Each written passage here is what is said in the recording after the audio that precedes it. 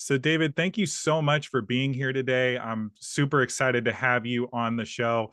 I've been rocking with your content on Instagram for a while now, and you talk about a lot of things that are directly in sync with the themes of this podcast. So, I want to dive right in, man. You talk about the addiction to winning. Now, we all have goals, we all have dreams, but can you explain what the addiction to winning is and why that can be problematic for us? Yeah, man, that's such a good topic to start with too, because it's something that all high performers feel, right? Like we're all driven by something. Everybody's driven by and everybody's driven by something deep down that makes them want to win. And for some of us, man, whether we want to admit it or not, the ghosts of our past have some sort of a handle on our steering wheel, so to say. And so what I mean by that is, for a long time, for me personally, right, like I was driven to win because I didn't have a father growing up, right? So I was Mm, seeking approval from the outside world. And so all the success that I was chasing was about covering an external wound or an internal wound with external successes, right? It was all mhm, about getting the accolades, and then people will care about me, and then I'll be good enough, right? And it's this twisted thing that we have now. It was good because it built this work ethic in me, and it built this relationship with going after things and being able to do hard things and sit in the pressure of what it takes to be a high performer, right? But at the same time, that feeling of winning becomes addicting. And what it mm, does is it starts to feed our ego, and it yeah. starts to feed the side of us that we don't want it to feed if you're not careful, right? If you're not grounded in something.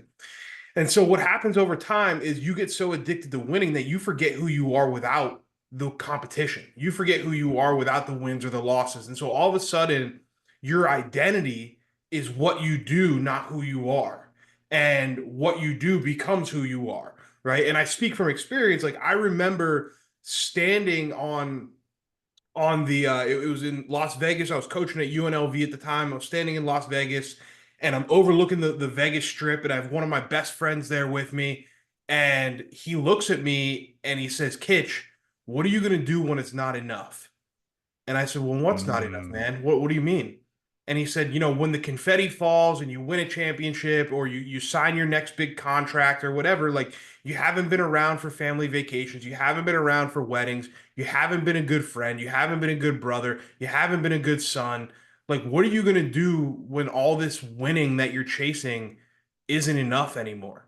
And that was the first time that I was really faced with the fact that, oh, my relationship with competition and my relationship with winning had become toxic, right? It had become more than just trying to win to be the best version of me. It became trying to win in order to win the admiration and win the love really of the people around me. But by doing so, I was alienating those people, right? Those people that I was chasing their approval, I was actually alienating them because I was so focused on the winning itself. And so I think for a lot of high performers, you have to really evaluate your relationship with this idea that we call winning, and you have to make sure that it's tied to something bigger than that, right? And so I know for me, I sat down and made a change, right? And now everything that I do is legacy based. It's no longer ego based. yeah. Everything is about who can I impact and what's the legacy that I'm going to leave behind.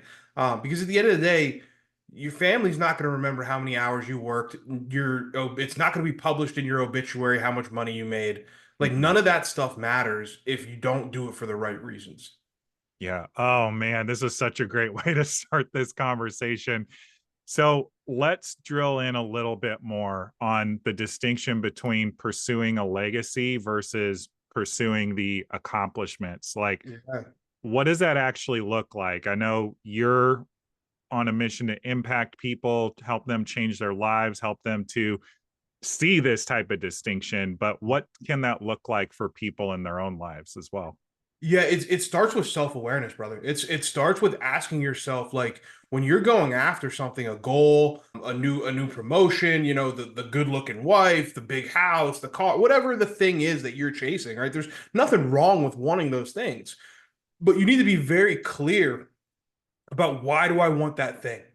Like, what is this about? Why do I want this? Right. And so when I say legacy decisions, right, am I building a big business? Absolutely. Right. Like, I'm a serial entrepreneur. I own multiple businesses.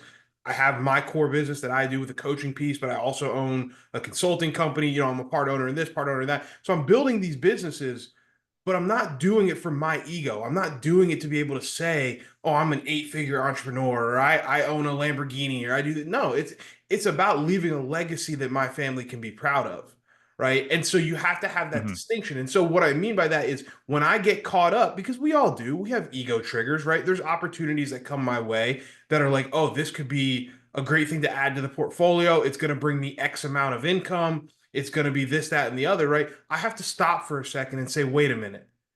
Am I looking at this thing and am I attracted to this thing because it's going to make me feel good and because it's going to satisfy my selfish need for accomplishment and more and all these external things, or am I doing this because it's going to add to the legacy that I leave for my family? Am I doing this because it's going to impact people in a positive way?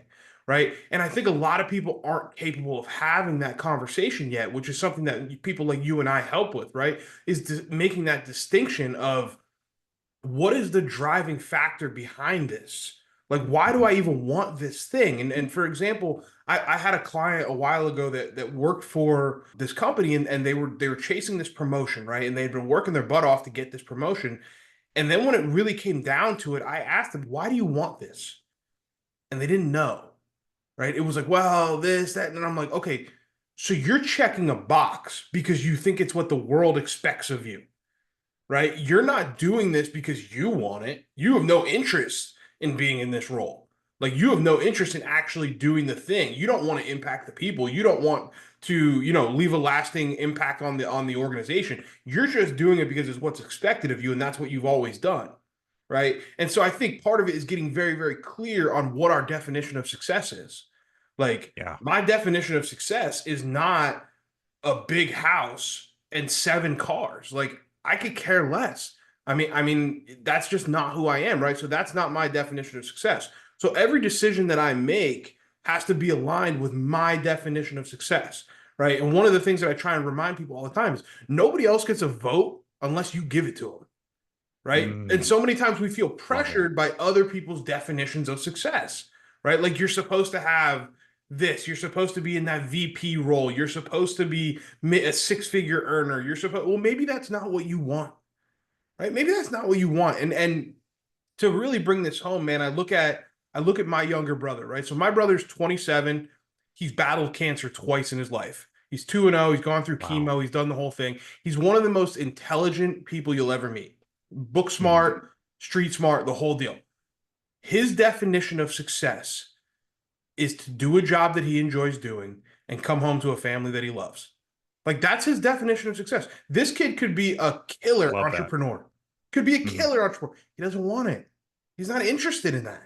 Right? Yeah. And this is somebody that has intimately been face to face with their own mortality. Like he's very clear on what he wants his life to look like. And he's at a point now where he doesn't let any of the external noise bug him, right? It doesn't even get into his fear because he's like, no, I face death. I know what it looks like to be looking down the barrel of the end of the road and decide whether you like your life or not, right? And so I admire him for it. I admire him to be able to stand up and say, no, your definition of success is not my definition of success, right? And for a while we butted heads on that because we had very different definitions of success, right? So I Yeah. think you have to get really, really clear on that. And obviously you don't need a near death experience to have that clarity, right? But it just drives the point home of when you get clear on what your success is and what it means to be successful to you, you can now define why you're doing the things you're doing. Oh man, so so good. And you know, I have chronicled my journey through the sports industry on the business side of things Mm-hmm. over and over and over again on this show. But a story I don't think I have ever told, and I feel like it's appropriate now.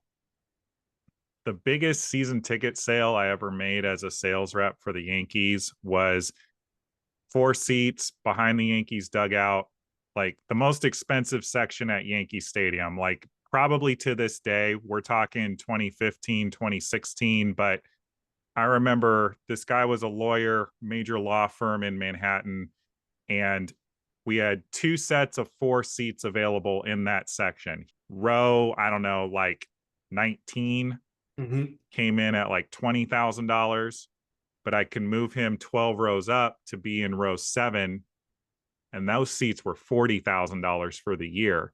Wow. And I said, "These are the 2 options for you." And he says, "Well, I have to be in row 7 because a partner at my law firm is in row 10, and I want to be able to turn around and flip him the bird because I don't like that guy at all." And he Man. used a lot more colorful language than what I just used, but Yeah, yeah. I'm sure you can piece that together. But I feel like, hindsight being 2020, I was happy to make the sale at the time, but I still think about that guy to this day. Like, how unhappy must he be each and every day? This guy has oodles of money, I'm sure drives the big fancy car, has the amazing house, has all these external signals of wealth and success in our society, but he's gonna overspend by $20,000 for basically the same product, all because he needs to feel more successful. And so I bring this up because I know people listening to this have stayed in things longer than they should, all because of keeping up appearances. Right. And I loved what you said about people only have a vote if you allow them to have one.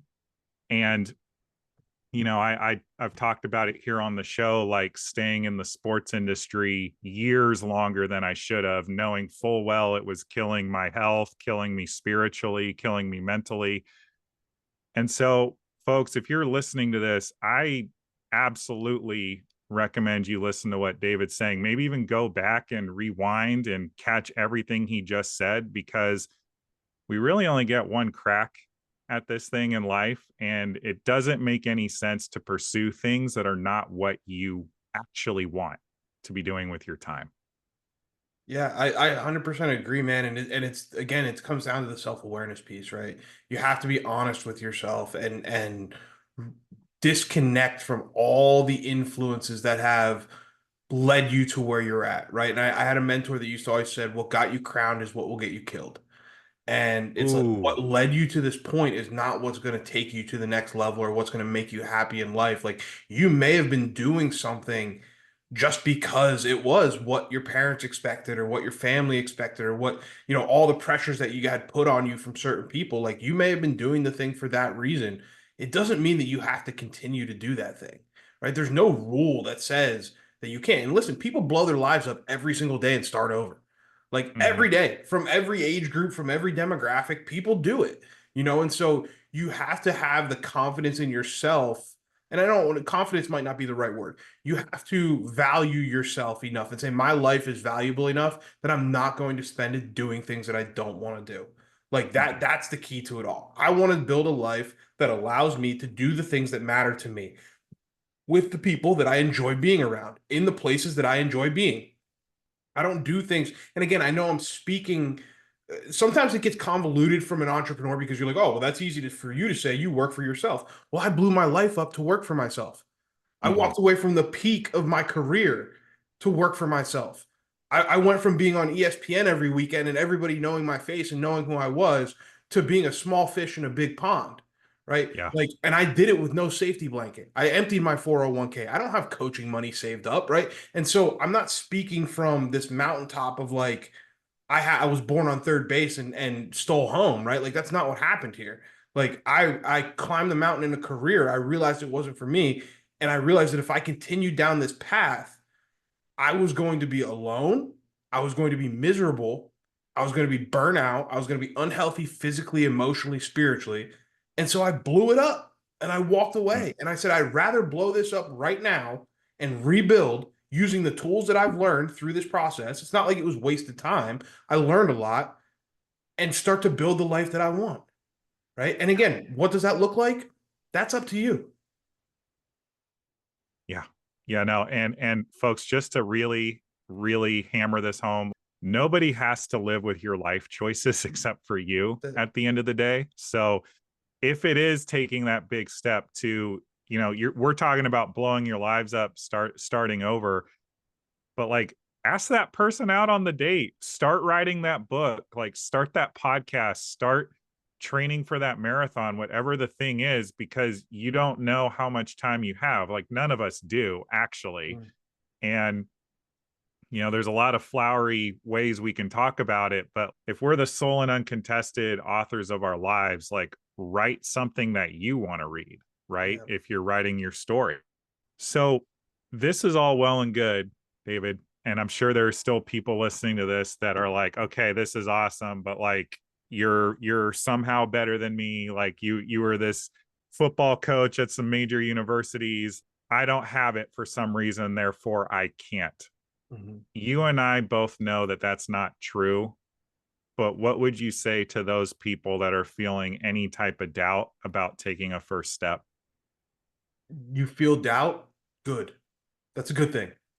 That's a good thing. That means that it's going to require something of you. It means it's going to require growth. It means you're going to bet, right? The reason that Las Vegas as a whole makes money, right? The reason that the casinos make money is because in order for you to really bankrupt the casino, you would have to bet more than you're comfortable betting. Like most people go into a casino and they say, okay, I have $500. When this $500 is done, I'm gone, right? I'm leaving. And most people stick to that. The majority of people stick to that. If everybody threw, and I'm not suggesting that you do this, but if everybody threw risk out the window and said, I'm going to go and I'm going to bet until it hurts, then you would win. Like, not all the time. It's not 100% guaranteed. Please don't take this as financial advice. Yeah, please don't. But what I'm saying is you have to bet big enough for it to matter, right? You have to Yeah. bet big enough for you. You should feel that feeling in your stomach. You should feel that nerve. That's life. That's living. That's being alive, right? I call it living in the arena, right? Like it takes no Mm-hmm. talent to live in the stands, but there's no statues of critics. There's no statues of people that sat in the stands and Yeah. threw peanuts, right? Mm-mm. Nobody knows those names. Nobody knows those faces. And not that that should be your ultimate goal for people to remember you, but your ultimate goal should be to live a life worth living, right? And, Mm. and if, like, to your point, you only get one go round at this thing. You only get one. And the biggest delusion we have in this world is how much time we have on this planet. We all think we have this, we have that, we have this. We don't, man. I saw it, right? And like I said, fortunate or unfortunate, it reared its ugly head in my family, right? Like I watched my brother go through it, and you want a dose of reality, man, of how finite and how fragile life is. I got to spend every day with him in the chemo ward, right? And being around Mm. those people, like you want to talk about a slap in the face of like, you got to go now. Like, stop waiting. You got to go now because you don't know. And the other thing I would say to people that have that doubt is look up the stories of the people that you think that you've created this idea of in your head that, oh, they were born on third base or they got it lucky or whatever. Look up their stories, right? Because if you look at social media, you see a highlight reel, right? It's very simple. Yeah. I mean, for the most part, you look at somebody's story on social media and they're like, oh, okay, in 2019 I founded my business, in 2023 I was a millionaire, right? And it's like, oh, okay, 4 years. It took him 4 years to be a millionaire. What they don't show is, yeah, and I emptied my 401k and I stayed up all night. You know what I mean? They don't show the other pieces of it. And so I urge people to look at that story. Like I start every keynote, and my therapist hates this, by the way, but I start every keynote by saying I shouldn't be here, right? Because statistically speaking, like when I'm on stage, I remind people I'm no better, no different, right? I was Mm-mm. born to a single mother. My stepfather, I never met my biological father. My stepfather was an opiate addict and a heroin addict, right? I was kicked out of school in the third grade. I mean, there's no statistical model that puts me as a PhD candidate, entrepreneur, doing what I'm doing, writing international bestsellers. Like there's no statistical model that plays out that way if you put in my raw data. And so for somebody that says I can't do it, I always urge people to ask the question. Again, it all comes down to self-awareness. It all comes down to being honest with yourself. Before you quit anything or before you make an excuse, ask yourself, am I incapable of doing this? Am I incapable? Like, can I physically not do this? Or am I unwilling to do the work that it would take to become the person who could do this? Right? Those are two Mm. very different things. There's a lot of people in the world that are capable. There's not a lot of people that are willing. Yeah. And you know what? I would also challenge you guys. don't take what David just said as a excuse to beat yourself up either, because if Oh, it's something you don't actually want to do, that's actually a good thing in some ways. Like, don't waste your time on it, but also don't waste time pretending that you want it either, right? Like, right. you said it so well. Like, there's so many like rags to riches millionaire stories on Instagram or TikTok or whatever. A lot of them aren't true actually, or they're glossing over the struggle, like whatever the case is. And if it's something that you actually are passionate about and want to do and are willing to be uncomfortable enough to be bad at it for a while, by all means go for it. But I often find that we make ourselves wrong for either wanting something that is scary and then not doing the thing, or making ourselves wrong for starting something and then, oh my gosh, it's hard, I must suck at life. That's not true either. So like, there is a balance to strike here, but I think the message that we can agree on today is just get started and stay committed to yourself and your vision, because that's the only thing that's going to get you through on a lot of days. Yeah, and remove the judgment, right? To your point, Mm-hmm. remove the judgment. Like judging yourself based on other people's criteria, because really that's what it is, right? So to your point about, well, maybe I don't want this thing or I do want this thing, and you shame yourself for that. Based on whose criteria is that thing good or bad? It's Yeah. yours. It's your criteria, right? So why are you judging yourself for it? Like that was such a battle that I had to fight as I went through, my own, I hate to use the word healing journey, but like that's what it was, man. It was me going to the depths of my unsolved issues and my traumas and things like that and figuring them out. And one of the things that I realized was like I was giving everybody else a vote in my life. Everybody Yeah. else. And I was reading the story of my life rather than writing it. And that was when everything shifted, right? And so now, like, I just got this question on another podcast. Somebody asked me, what would be the first thing that you would do if you stepped into like Jeff Bezos or Elon Musk's shoes? I said, I wouldn't. I don't want that. That's not Yeah. success to me, Mm-mm. right? I'm not interested in that. I'm not interested in build, and great for them. Congratulations. They built phenomenal, whatever you have to say about them. Listen, they've built something really special, both of them. And that's great for them. That's not what I don't want those problems. I don't want that life. I don't want that. That's not success to me. Right. And so again, I think it goes back to, and I don't want to beat a dead horse here, but it just goes back to knowing what you want and why you want it. Right. And then to Yeah. your point, just to wrap it and put a bow on it, man, I firmly, firmly believe 90 to 95% of success is just being willing to suck at something in public longer than other people. Like you're just willing to Oh, sit in the so good. suck until you get better at it. And if you're Mm-hmm. willing to do that, that's it. Like that's what I remind myself on days when things are tough, man. Is like verbally say it out loud. This is when other people quit. This is when other Mm-hmm. people quit. And every time you make it another day, you just thinned out the competition and increased your likelihood of success every single time. Yeah. Yeah. Dude, amen.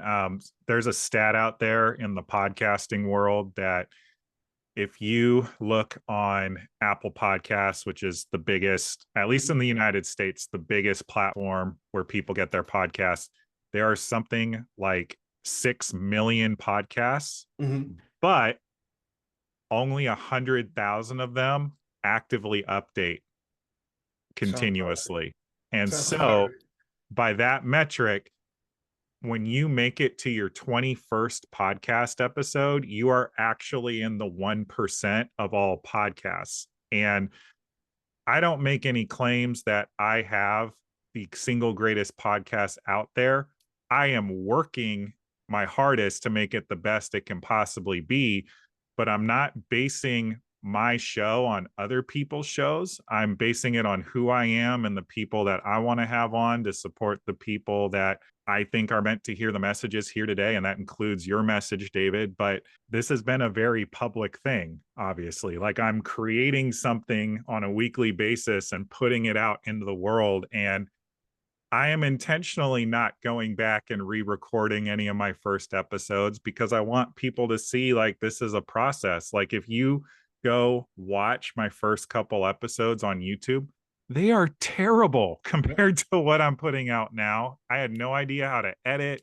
I had no idea about lighting. I like my audio is skipping consistently over and over again. It's a disaster, but I'm pushing through, and the show is gaining traction and growing, but most importantly it's supporting people. Yeah. And That's yeah. what it's about. That's what it's about, man. It's being able to fail out loud and not being afraid of it because you're vision driven, right? Mhm. And when you're vision driven, the fear of failure kind of gets removed, right? It becomes this thing where it almost becomes external but internal at the same time. I know that's kind of a paradox, but so for instance, like I still get, well, I have anxiety, like I'm diagnosed, I have depression. I get wildly uncomfortable before I go on stage, like wildly uncomfortable before I step on stage. But I know that there's people in the audience that need that message. I know that Mhm. there's people out there that need to hear what I'm about to say. And I know that it helps people, right? And it's not, this isn't like giving me my flowers, but it's just the truth. I had a veteran come up to me at a wedding and he said, "Hey, you're David Kitchen, right?" I said, "Yeah, nice to meet you, whatever." And he said, "Hey, I just want to let you know, man, like someone sent me your content and I started listening and this, that, and the other, and it saved my marriage, dude. Like I started going to therapy. I started to do these things. I talked to my wife about what had happened when I was overseas. Like we're in a much better place, and I wouldn't have done any of that if I didn't hear you."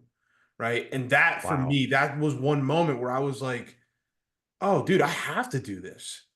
Like I was put on this earth to do this, right? And so I have to get over this fear of failure, this fear of judgment, this fear of all these things. And so like when I go on stage now, again, I'm still wildly uncomfortable. I would much prefer to not get up there in front of a bunch of people and speak.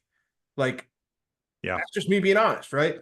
But when I go out there, I focus on everybody else and it makes me feel better because I'm not Yeah. focused on me. It's like so much of our lives, we're focused on us. The reality is, man, there's very, very few people who really, really give a crap whether you trip and fall or not. Like there's very few Yeah. people that do. No. There's very, very few people. Like, and at the end of the day, I don't take criticism from people that I wouldn't trade lives with. So judge me if you Mm. want, don't care. I love that attitude to have. It's a simple thing, but it makes all the difference, man. Yeah.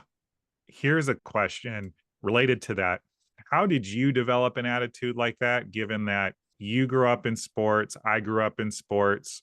That, for lack of a better term, is an environment where we're being coached, we're being pushed by others. We are actually being judged all the time to a certain extent. Mhm. How do you create that attitude of I'm not going to accept judgment, I'm going to be me?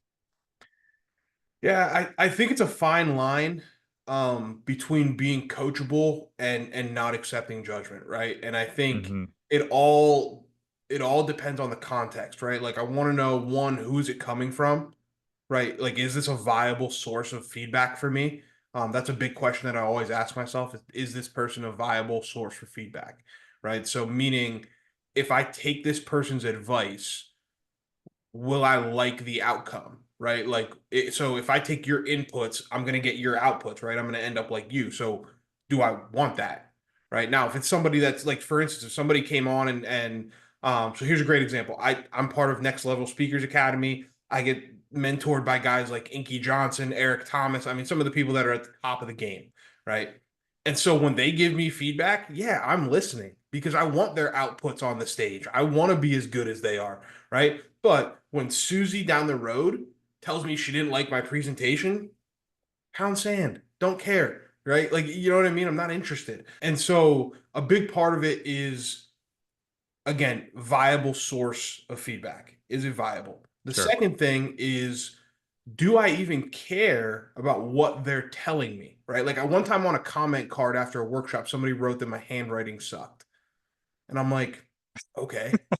Like if that's what How is you that relevant? yeah, like if that's what you took away from this workshop, then you were in the wrong place anyways. You know what I mean? Like you shouldn't have been here because if that's what you were focused on, then you missed the whole point of this workshop, right? And so again, you look at, is it from a viable person? Is it about a viable thing that's actually going to make an impact in my life? Could I have assigned the time to get better at writing on a whiteboard? Sure. Is that going to impact me? No. So I'm not going to worry about it. Right. And then the third part is, again, just vision driven. Like the world will assign you values if you don't stand for your and fight for your own. Right. Mhm.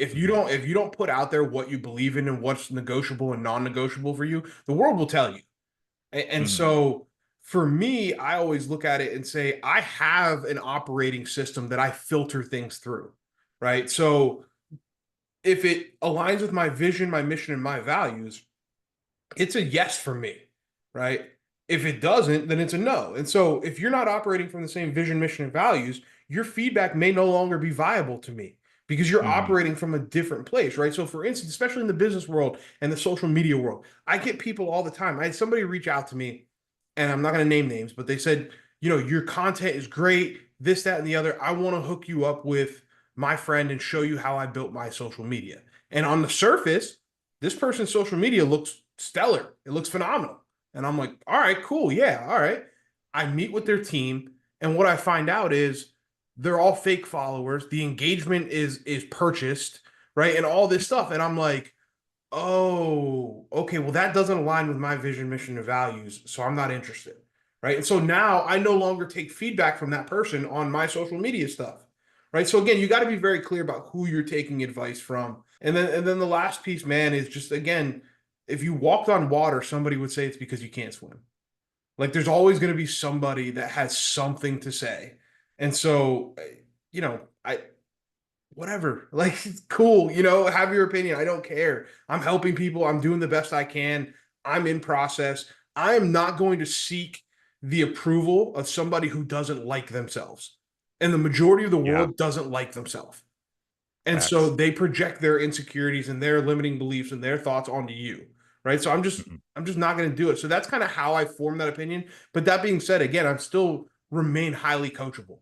Like Yeah. if there's somebody that is an expert in an area or is better than me in an area, or I value their opinion for a specific reason, like I'm going to take that feedback and I'm going to internalize it and I'm going to work on it and get better. But it's there's a fine line, right? And at the end of the day, man, to your point about the competition piece, like I still compete, man. I still battle with that, Yeah. like because I want to win 100-0. Like I want to beat everybody, and I don't shy away from that. I just balance it with the way that I compete now, right? So it's not from an Yeah. animalistic, very rudimentary level, which is what we're taught in sports, right? Of just smash ball, score point. You know what I mean? Like that's not what I Yeah. do anymore. It's a lot more nuanced than that, but at the same time, like I'd be lying if I didn't have my eyes on, what other creators and other coaches are doing. Like I want to beat them. I want to be bigger than them, right? And it's not out of a disdain for them or a dislike for them. It's just out of I want to be the best version of me, and I fully believe that I'm capable of doing these things. And I put the work in. I study. I read. I'm doing all these things, and so I bring a well balanced toolbox to the table. So I'm doing it because I love me and my tribe and the people that we're growing, not because I dislike other people. And I think that's a big difference. So amazing, amazing answer, David. And we can absolutely keep going down that thread of the conversation. But something I feel like is really important to ask because obviously you grew up playing football and then you went on to coach football. For the folks that are catching this on YouTube, obviously you're built like a football player, you're a big guy. So often as men in this society, we are taught that our feelings are wrong, doing this type of deep introspective work is wrong. And because you have clearly done a lot of it and are supporting people and doing it themselves in their own lives, I would love to hear from you how you got started. Was it something that was like an epiphany moment? Did you feel like there was a mentor that gave you permission to kind of break out of the hyper masculine aggro nature of sports? Because I feel like this is something more men struggle with than not in terms Yeah. of actually getting to know themselves. There's no doubt, man. And I struggled for a long time. To be honest with you, part of it was that conversation that I referred to earlier when we were standing in Mhm. overlooking the Vegas Strip, and I started to kind of do some mirror work at that point, I would call it, where I just looked in the mirror. It wasn't the deep introspective emotional work that I do now, but it was the beginning of it. That was the thread Sure. that kind of started the whole thing. And so I kind of got into stoicism, started to read some different things, and it still wasn't to the depth of what it is now, but I started to work on myself and I started to really go down this rabbit hole of improving my relationships, specifically with women and how I view them. And again, part of that is breaking out of that like hyper masculine conqueror mentality, right? And then honestly, man, the real work came out of necessity. The real work came out of the fact that I had launched my business. I walked away from coaching. I had built, other businesses around it. And I opened a gym at a 22,000 square foot training facility that I was Wow. running and I had opened. And I just finished my first book and I was driving home from the gym and I had my first panic attack. I'd never had one before in my life. I Wow. mean, and this is coming from a guy that has done his job in front of 110,000 screaming Ohio State fans, right? On opening weekend. Like Yeah. I've been in those arenas, right? And then all of a sudden here I am by myself in a truck and I'm having a panic attack. And I didn't know what it was and I ignored it and I continued to work and do the things I was doing. Um, and it got worse, man. And long story short, I found out that I had had depression my entire life. I just didn't know it, which made sense. I was a high performing, I had high performing depression. It was exactly what it was. I was masking my emotions with work and with success on the outside. Um, so I say that to say it got to a point where I almost lost everything, and I was like, I need to make a change, and I have to admit to myself that the ghosts of my past still have a hand on my steering wheel, right? Like Mm. my relationship or lack of relationship with my father has something to do with the way that I'm driven, has something to do with the way that I've chased achievement, with the way that I've tried to outrun and outachieve my feelings, right? I've never dealt with that. I never dealt with certain traumas from my childhood, like certain things I saw or was a part of. I never dealt with, a lot of those things, right? And then there's also the added layer of being an African American man that was born to a white family in a white community. So I had those issues that I never addressed. Like I just had so much stuff that I had put in boxes, which is I think what most men do, right? We throw it in a Yeah. box, we tape the box up, we throw a chain around it, and then we kick it down the basement steps and say, I'll deal with that never, right? Yeah. And I tell people when people ask me about my journey through therapy and when I first started, like my darkest times, um, to me it was I went to the dungeon and when I say the dungeon, I mean inside my own mind and the area of our mind that we all try and avoid very hard. And I went down there and I sat Indian style on the floor with my demons and I got to know each and every one of them. And I got to know exactly why they were there, what purpose they served, how they were helping me, how they were hurting me, and then what triggered them. What insecurities did they feed on, right? What things, how did they manifest in my life? And I did it out of necessity. And then what happened was I saw how quickly my life turned around when I started to deal with more of this stuff. And then I started to look forward because it's painful. It sucks, man. I'm not gonna lie about it. Like it was Yeah. It hard. hurts. And the more I did it, the better my life got. And so I was like, I started to look forward to the pain. And so then I really started to dive down the rabbit hole. Then it was like, okay, let's turn this up a notch. Like let's really do the work. And so I would say I spent probably man, 12 to 18 months where it was like intense daily shadow work, like intense, where I got to know myself and I got to know who I am and who I really am, not who the world thinks I am, not the facade that I put on. I took the mask off. Like Yeah. that's really what happened in 2021. So in 2020, I call it like so little sneak peek here. I'm in the process of writing my next book. And in the book, it's called Killing Mr. Perfect, and that's what I did in 2020. Ooh, yeah. I killed Mr. Perfect, and I got to know David.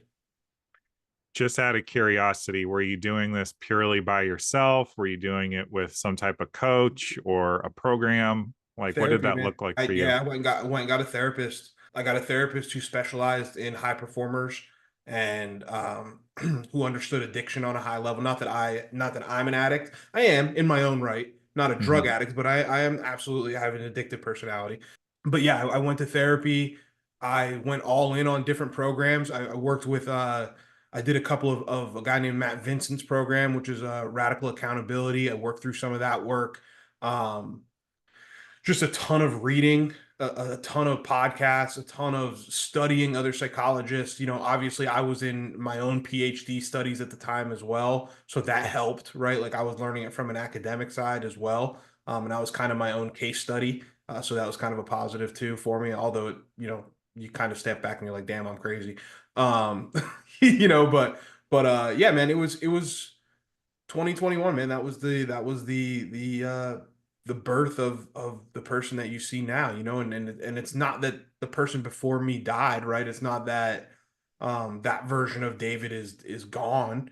It's just I took the best things from him and I tried to leave some of the limiting beliefs and some of the things that made me um unbalanced. You know, I tried to leave some of those things behind and I found meditation. That was the other thing during that time. And you know, I'm still I, I struggle sometimes when people say like you stepped out of the hyper masculine thing because I still am, right? Like I still have this like this edge to me and this intensity to me. And I never want to lose that because I think it makes me who I am. It makes me good at what I do. It Um, serves a purpose too, yeah, to a but degree. it's in control, right? It's a Yeah. controlled burn now. It's not this out of control flame that burns and hurts the people around me anymore. It's now this thing that I can turn on and off, right? So as far as like, you know, the way that I think about it is I will always have Dr. Jekyll and Mr. Hyde.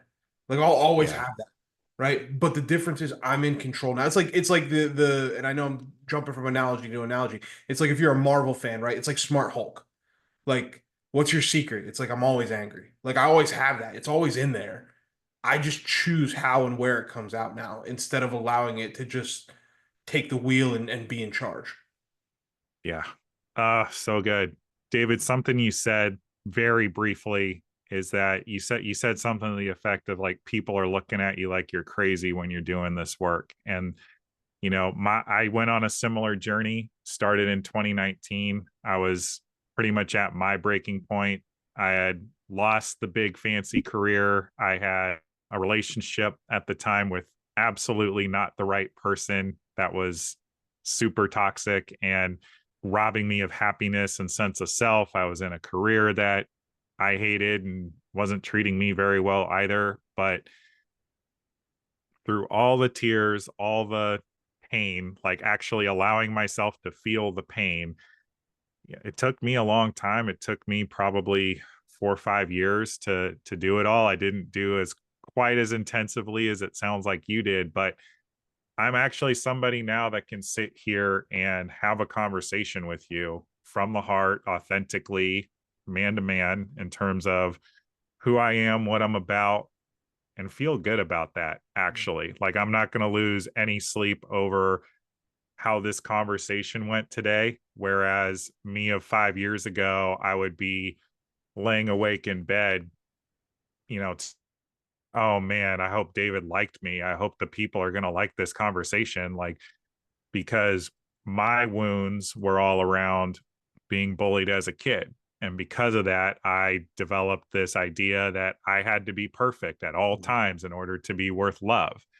And I'm saying this out loud, not to be vulnerable necessarily, but because I'm willing to bet people listening to this feel the same way. And maybe they're afraid to go that deep. But having this knowledge, to your point, I'm able to check in with myself like, am I making this decision because I think it's going to get me the most love from the most amount of people? Or is this who Stu actually is? That's it, brother. And that type of freedom is worth all of the tears, all of the snot, all of the trips to the therapist, all of the everything. And so, you know, just in the just in the name of time here, because we are running short on it, wherever you are listening to this, just know that you are okay right now listening to this. And I'm sure David can agree. And I just encourage you to start doing this type of work for yourself, whether it's with a therapist or with a highly trained, qualified coach, because not all coaches are. Like, I'm just going to call a spade a spade. But doing this type of work for yourself is how you can really set yourself free in your life. David, I wish we had another hour, but we don't. Where can people connect with you? Where is the most appropriate place for them to pick up the conversation with you off of the podcast? Yeah, man, it's absolutely on social media. At Coach D Kitch on every social media platform. I keep it simple. And then the other place is edgeleadershipacademy.com. That's my business website. You know, if there's any inquiries or anything that you have questions about, there's things on there. There's resources. And then we have our own podcast. You know, we have the Built Not Born podcast. It's a little bit different than this. That's why I enjoy being able to do these because it's a change of pace for me. But we have our podcast that comes out on Wednesdays. We're getting ready to roll out season 4 here. So super excited about that, man. And then that's pretty much it, brother. I mean, those resources are out there, and I always look to help people, man. I'm the kind of guy that I will answer DMs. It's me, it's not my team, and Stu can tell you. I mean, that's how we Yeah. connected. Like, I every single person that follows me on social media, I personally message them and see how I can serve. Like, that's just it's who I am. It's what I do. So yeah, if anybody wants to connect, please feel free. Yeah. And I can't reiterate that enough. Like, I found David just scrolling reels one day, and I do get a lot of guests for this show off of social media, but I was so blown away that you actually took the time to send me a personalized message, not only thanking me for following you, but genuinely asking how you could help.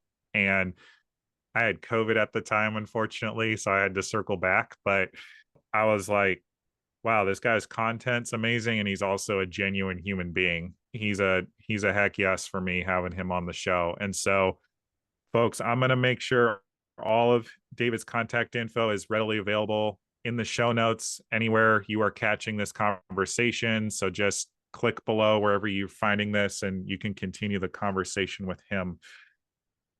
David, final question. I ask this of every guest.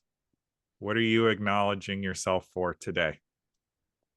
Man, doing the best I can, brother. Full vulnerability, man. It's been a week for me. Like I've been going through it, man. So we're in the gray right now, and today is one of those days where for me, I acknowledge the fact that I'm showing up. You know, I just nowhere in my story will you read and then he quit. It will never say that. I love that. And, whatever you're going through, I know you're going to see yourself through. Like, it's Always. just clearly who you be. And I acknowledge you for that. Thank you, brother. 100%. 100%. And folks, this has been another episode of Your Inside Track to Success. I know you got value out of today's conversation. So please do your part and share this out with at least one other individual who would get value from this conversation, who gets to hear David speak. And please be sure to hit like and subscribe, hit that bell icon so you continue to get updates as we put them out. Until then, this has been Stuart Cranes. We'll catch you next week.